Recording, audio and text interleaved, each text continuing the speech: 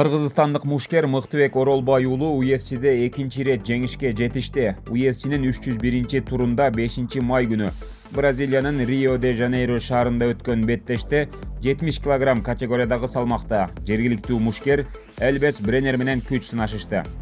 5 мүнөттөн турган 3 раунддук беттештин жыйынтыгында 3 калыстын бирден добушундагы чечими менен жеңишке жетишти.